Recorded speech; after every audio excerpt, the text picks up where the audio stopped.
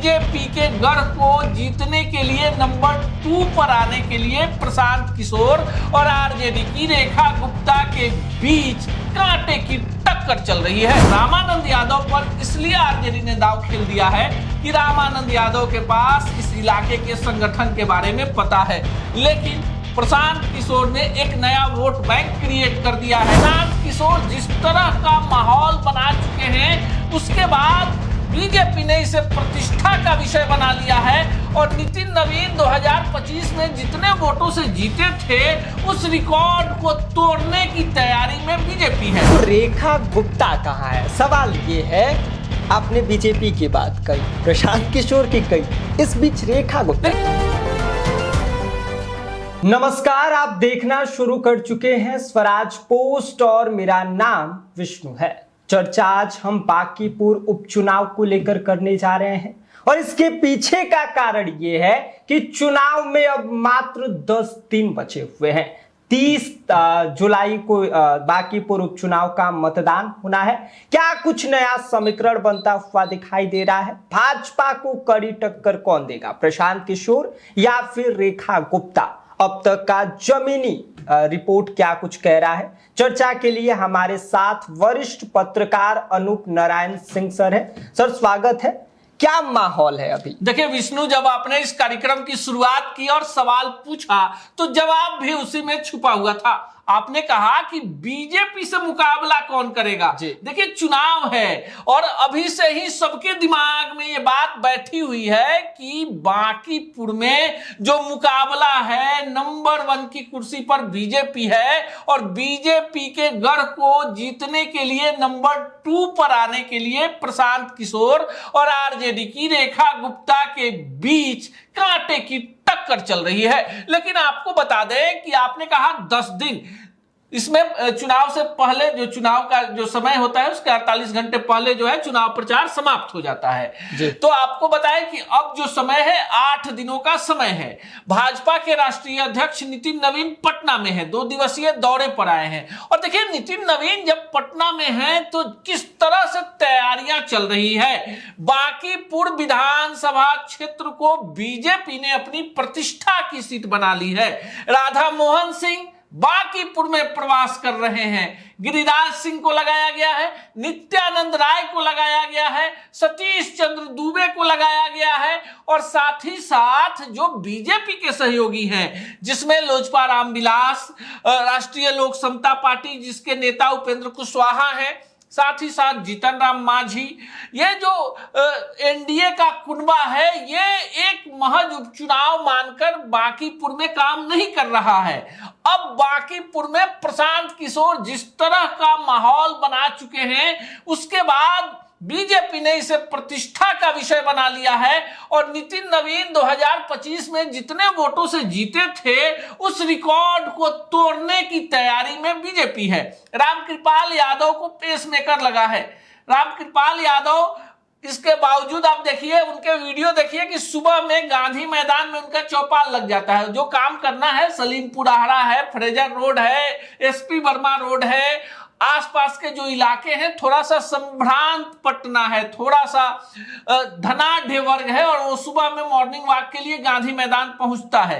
रामकृपाल यादव चाहे पाटलिपुत्रा के सांसद रहे या दानापुर के विधायक या बिहार सरकार में मंत्री, सुबह में उनका वहां दरबार लगता है, लोगों की समस्या सुलझाते हैं। अब देखिए सुबह के वक्त जब पटना जग रहा है, तब तक बीजेपी के जो प्रत्याशी हैं, नीरज सिन्हा हैं या फिर रामकृपाल यादव और ऐसे लोग, तब तक सुबह में मॉर्निंग वॉक में ही काम हो जा रहा है, लोगों से मिलना जुलना और उनको बताना कि भाई ये उपचुनाव जो है डेवलपमेंट पर हो रहा है और बांकीपुर को लेकर बीजेपी ने पूरी तैयारी कर ली है। लेकिन इसका ये मतलब नहीं कि प्रशांत किशोर कहीं से इस लड़ाई में खुद को अलग मान रहे हैं।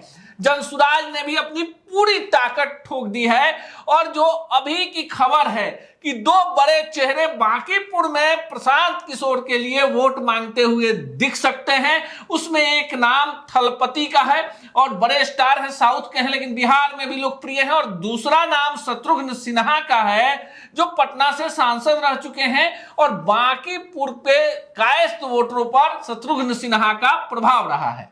तो क्या इस बार प्रशांत किशोर बांकीपुर में भारी पड़ते हुए दिखाई दे रहे हैं? देखिए अभी हम लोग डिबेट में बात कर रहे हैं और हम लोग जब ग्राउंड पे जाते हैं जो स्थितियां नजर आती हैं, हमारे नजर में लोकतंत्र में कोई किसी पर भारी है, किसी पर कम भारी है, ये तो चुनाव के वक्त पता चलता है। लेकिन एक बात जान लीजिए, बांकीपुर की जुबान पर प्रशांत किशोर हैं।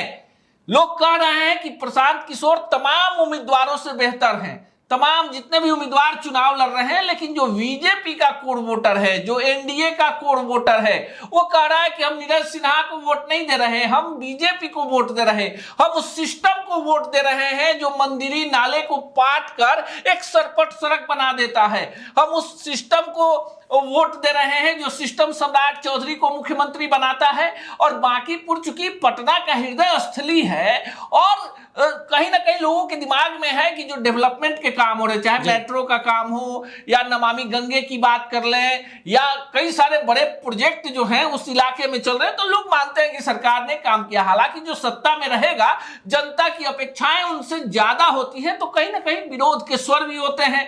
कहीं सड़क को लेकर, कहीं ड्रेनेज और सीवरेज को भी लेकर समस्या हो सकती है। लेकिन टोटलिटी में बात करें तो नंबर 1, नंबर 2 और नंबर 3 की हम बात नहीं कर रहे। यहां पर प्रशांत किशोर जो है लड़ाई में आ चुके हैं, लेकिन लड़ना उनको भी बीजेपी से है। तो रेखा गुप्ता कहां है? सवाल ये है, आपने बीजेपी की बात कही, प्रशांत किशोर की कही, इस बीच रेखा गुप्ता, देखिए रेखा गुप्ता भी है, लेकिन रेखा गुप्ता का जो इस बार का चुनाव कैंपेन है, जिस तरह का उनका चल रहा है, वो 2025 वाला नजर नहीं आ रहा है। हमने आपको पहले के डिबेट में भी बताया था कि रेखा गुप्ता आरजेडी की नहीं है, रेखा गुप्ता कांग्रेस की है। और रेखा गुप्ता को इसलिए 2025 में महागठबंधन ने मैदान में उतारा क्योंकि यह सीट आरजेडी के पास चली गई। रेखा गुप्ता वैश्य समाज से आती हैं और वैश्य समाज का वोट है। यहां पर आरजेडी का मुस्लिम यादव समीकरण भी है और यही कारण है कि 2025 में 40,000 वोट इनको आया था। हालांकि जितना वोट आया था उससे ज्यादा वोट से वो चुनाव हारी थी। यहां पर इस बार की जो स्थिति है कि रेखा गुप्ता के साथ आरजेडी के कोई बड़े नेता नहीं नजर आ रहे थे। तेजस्वी यूरोप गए हुए हैं। अभी खबर है कि आरजेडी ने रामानंद यादव जो फतुहा के विधायक हैं और किसी जमाने में नितिन नवीन के पिताजी स्वर्गीय नवीन किशोर प्रसाद सिन्हा जो हैं, उन्होंने रामानंद यादव को हराया था और सीट हुआ करती थी पटना पश्चिम, बिहार की सबसे बड़ी विधानसभा जनसंख्या के दृष्टिकोण से।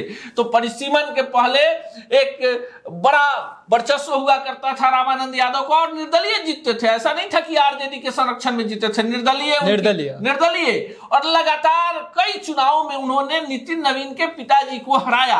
लेकिन जब नवीन किशोर प्रसाद सिन्हा यहां से चुनाव जीते बीजेपी के टिकट पर, उस समय रामानंद यादव आरजेडी के टिकट पर चुनाव लड़ रहे थे और हार गए। निर्दलीय लड़ते रहे, जीतते रहे, जैसे आरजेडी के टिकट पर आए हार गए और नितिन नवीन के पिताजी जीते, नवीन किशोर प्रसाद सिन्हा जीते और हम लोगों को उनके साथ पत्रकार के तौर पर काम करने का मौका मिला। नितिन नवीन जी के पिताजी जो थे नवीन किशोर प्रसाद सिन्हा जी, उनका एक सरकारी क्वार्टर मिलर स्कूल के पास हुआ करता था, जनता से सीधे कनेक्शन हुआ करता था।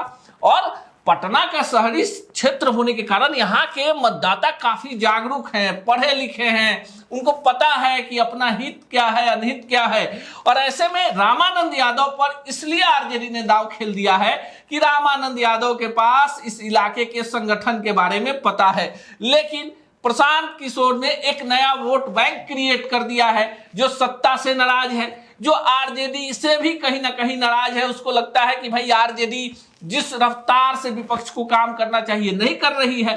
यही कारण है कि कई बड़े मुस्लिम चेहरे, जिसमें हम चर्चा करना चाहेंगे डॉक्टर हई का, पारस हॉस्पिटल का नाम आपने सुना होगा, उससे उनका नाम जुड़ा हुआ है और उनका वीडियो जारी हो जाता है और खुलेआम प्रशांत किशोर के लिए वोट मांगते हैं। तो ऐसे में कहीं ना कहीं लड़ाई में आरजेडी कमजोर पड़ती जा रही है। मुकाबला बीजेपी और प्रशांत किशोर के बीच में सिमटता हुआ दिख रहा है। तो अब क्या होगा, कैसा समीकरण बनेगा? देखिए समीकरण तो फिलहाल अभी जैसे जैसे चुनाव प्रचार आगे बढ़ेगा उस तरह से व्यवस्थाएं बदलेंगी। बीजेपी के भी कुछ लोग नाराज हैं, उनको मनाने की कोशिश हो रही। हमने आपको बताया कि प्रवास कार्यक्रम, बताइए एक विधानसभा उपचुनाव में बीजेपी प्रवास कार्यक्रम लगा के अपने बड़े नेताओं को घर घर भेज रही है, जाके नाराज लोगों को मनाया जा रहा है। देखिए यूजीसी के मामले को लेकर जो अपर कास्ट है उसमें थोड़ी बहुत तो नाराजगी है, भरत तिवारी के मामले को लेकर भी लोगों में नाराजगी है, लेकिन बड़े नेताओं को भेजकर ये बताने की कोशिश हो रही है कि देखिए यूजीसी का मामला जो है न्यायालय में है और भरत तिवारी मामले में बिहार के मुख्यमंत्री ने अवकाश प्राप्त जस्टिस से कमिटी बनाकर जांच कराने की पूरी तैयारी ही नहीं की है। जांच हो भी रहा है और जो भी उसमें दोषी होंगे उन पर कार्रवाई होगी। और सबसे बड़ी बात बोले कि बीजेपी जो है, बीजेपी को जो पहले बातें हो रही थी, जिस तरह के उम्मीदवार हैं, उम्मीदवार पर भी सवाल उठा, लेकिन बीजेपी इस सीट को यह मान के चल रही है कि खुद नितिन नवीन इस सीट से चुनाव लड़ रहे हैं, भले चेहरा नीरज कुमार सिन्हा का है। बाकी अब देखना ये होगा कि वहां पर रिजल्ट क्या निकल कर आता है, कौन इस बार बाजी मारता है। समीकरण बड़ा दिलचस्प हो गया है, पूरा माहौल प्रशांत किशोर अपना बनाए हुए हैं, बीजेपी अपना 40-40 स्टार प्रचारकों को सिर्फ एक सीट जीतने के लिए उतार दिया गया है। बाकी कैसा होगा, कौन जीतेगा, ये देखना दिलचस्प होगा। बाकी आप इस पूरी चर्चा को लेकर क्या सोचते हैं, कमेंट कर दीजिए। देखते रहिए स्वराज पोस्ट। गोल, जहां 28 वर्षों के सफर में 18,000 से भी अधिक छात्रों ने डॉक्टर एवं इंजीनियर बनकर सफलता की ऊंची उड़ान भरे है, जहां साधारण छात्र भी बिहार एवं झारखंड टॉपर बनकर बड़ा इतिहास बना रहे हैं। दूरदर्शी शिक्षाविद श्री विपिन सिंह के मार्गदर्शन में मेडिकल एवं इंजीनियरिंग के लाखों छात्रों के लिए आशा की किरण के रूप में गोल, द रिजल्ट फैक्ट्री